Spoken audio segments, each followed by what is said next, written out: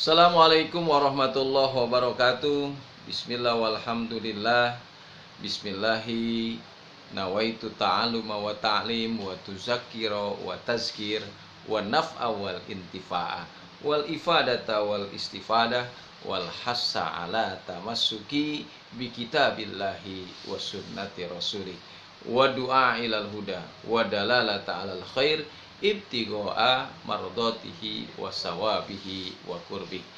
Selamat siang atau selamat pagi menjelang siang anak-anakku sekalian, siswa dan siswi MTS Nurul Falah di kelas 7. Apa kabarmu? Apakah kamu semakin dewasa, semakin berubah, atau tidak lagi menjadi anak-anak tapi menjadi remaja? 1 tahun hampir sudah kita tak bertemu, mungkin tidak bertatap muka, dan tentunya harus ada tetap semangat dalam diri kalian. Manjada wajada, siapa yang sungguh-sangguh pasti dapat.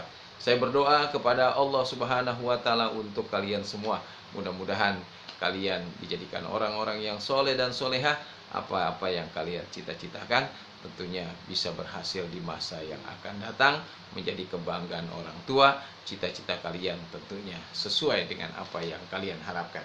Anak-anakku sekalian yang berbahagia, kita lanjutkan pelajaran kita di pelajaran seni budaya. Bahasan kita tentang mementaskan teater. Jadi mementaskan teater, kita berpentas, ya kan, mementaskan satu pertunjukan teater. Nah, setelah persiapan dilakukan, tentunya saatnya kita melakukan pementasan. Beberapa hal yang harus diperhatikan saat mementaskan karya teater adalah seluruh kepanitiaan yang terlibat tentunya harus konsentrasi penuh. Jangan sampai ada kesalahan ya dari apa yang direncanakan. Hadapi semua dengan ketenangan sekaligus menjaga kekompakan dalam bekerja sama sehingga pementasan akan berhasil dengan baik. Itu menjadi catatan. Jadi apapun kegiatan kita penting kita harus serius. Jangan setengah-setengah, total gitu. Kemudian apa? Hadapi dengan ketenangan sebuah kegiatan. Setelah kegiatan itu dijiwai dengan ketenangan oleh kita, terus apa lagi? Kalau tim tentunya bekerja sama menjadi sesuatu yang perlu. Bahasa Betawi kudu, ya, harus bekerja sama dengan baik agar tentunya hasil pementasan itu juga berhasil dengan baik. Nah, melaksanakan pementasan sekarang. Pada saat pelaksanaan ada beberapa hal yang penting dilakukan berkaitan dengan pementasan teater. Apa yang pertama? Tata rias. Nah, di situ di gambar buku ada tata rias dengan berkarakter beda-beda. Nah, tata rias ini adalah seni menghias wajah. Jadi tata rias itu seni menghias wajah. Bagaimana bikin alis, blush on, apalagi lipstick, membuat karakter. Jadi seni menghias wajah dan tubuh pemain.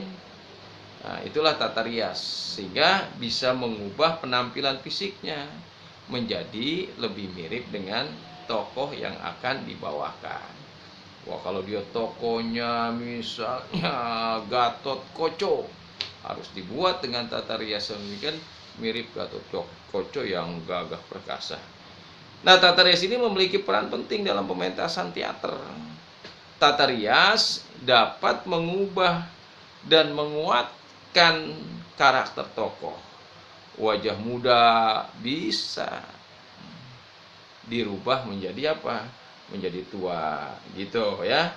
Tata rias juga dapat mengubah kulit seorang yang nggak ngapa-ngapa bisa dibuat seolah-olah terluka, atau anggota tubuh seolah-olah patah, seolah pincang, tidak memiliki lengan, tidak memiliki kaki. Tata rias dalam teater disebut dengan tata rias karakter. Jadi tata rias karakter beda dengan tata rias pengantin. Ya, kalau pengantin kan mempercantik atau mempertampan. Kalau tata rias karakter ini fungsinya adalah untuk mendekatkan kepada apa? Tokoh yang akan diperankan. Jadi penting tata rias dalam sebuah pementasan. Nah, tata rias merupakan seni menggunakan bahan-bahan kosmetik gitu. Jadi modalnya dalam tata rias itu kosmetik ya, untuk mewujudkan apa? Wajah peranan. Tugas rias adalah memberikan dandanan atau perubahan-perubahan pada para pemain ya, hingga terbentuk dunia panggung dengan suasana yang mengena dan wajar. Rias bisa memiliki fungsi pokok, misalnya mengubah seorang gadis belia menjadi nenek tua atau seorang pria yang memerankan seorang wanita. Bisa dengan rias. Dibuat sedemikian rupa. Nah, jadi rias ini sebagai fungsi apa? Bantuan. Misalnya seorang gadis muda memerankan gadis muda, tetapi memerlukan riasan pada muka dan rambutnya. Jadi kalau dia memerankan gadis muda ya dibuat sedemikian rupa sehingga tampak lebih cantik lagi. Nah, kegunaan rias dalam seni drama teater, satu, merias tubuh manusia, artinya mengubah yang alamiah. Alamiah itu natural menjadi artistik, punya nilai seni. Dua, mengatasi efek tata lampu yang kuat. Nih, saya terkena sinar nih, kalau tidak dirias ya seperti ini penampilannya ya, bercahaya. Tapi kalau di make up menggunakan kamera yang tebal, nah supaya menghilangkan kesan-kesan berbalik menjadi lebih, nih penting di make up menggunakan rias. Itu fungsinya mengatasi efek tata lampu yang kuat. Kemudian membuat wajah dan kepala sesuai dengan peranan yang dikehendaki gitu.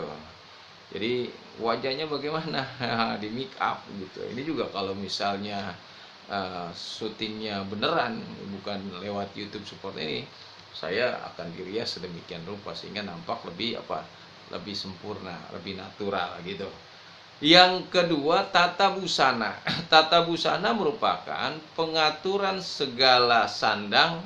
Sandang itu apa ya? Pakaian dan perlengkapan. Perlengkapan itu apa? Aksesoris yang dikenakan di atas pentas. Aksesorisnya apa nih? Ada jas, dasi, nah itu kan.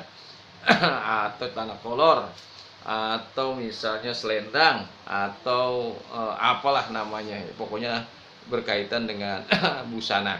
Nah, ini busana tujuannya untuk membantu penonton menangkap cerita sebuah peranan dan membantu memperlihatkan hubungan antar peranan agar mempunyai efek yang diinginkan. Kostum pentas harus menunaikan beberapa fungsi. Satu, membantu menghidupkan perwatakan. Jadi kostum pentas itu membantu menghidupkan perwatakan. Jadi peran yang dimainkan itu benar-benar, makanya butuh kostum. Kedua, individualisasi peranan.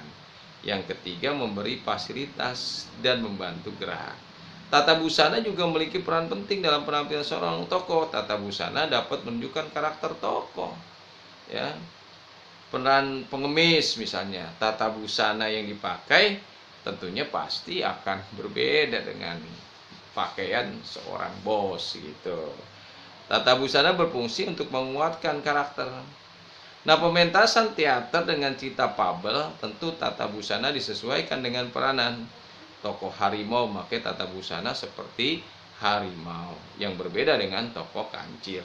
Tata rias dan tata busana merupakan satu kesatuan yang tidak terpisahkan dalam seni peran, gitu ya. Yang ketiga, tata suara. Tata suara itu paduan pementasan memiliki arti penting dalam penyampaiannya. Hal ini tata suara berkaitan apa? Mikrofon atau sound system gitu ya. Nah, perlu sound systemnya harus bagus dan lain sebagainya. Kemudian tata panggung. Kalau pementasannya di atas panggung, panggung menjadi penting.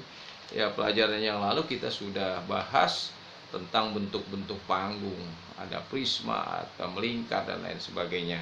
Nah, tata panggung ini tentunya menjadi sesuatu yang penting. Apakah panggungnya itu outdoor, di luar ruangan, atau indoor, itu harus dibedakan.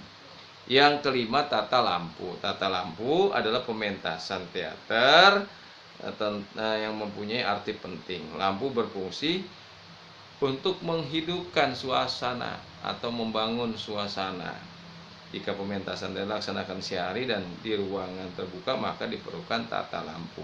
Tata lampu tidak hanya mencakup lampu panggung saja, tetapi berkeseluruhan. Nah, sudah semua dipersiapkan macam-macamnya. Sekelar acara penting juga dievaluasi. Nah, evaluasi itu lewat tentunya pertemuan. Apa yang baik, apa yang kurang baik. Tujuan evaluasi adalah meminimalisir kekurangan-kekurangan pada pementasan-pementasan yang akan datang.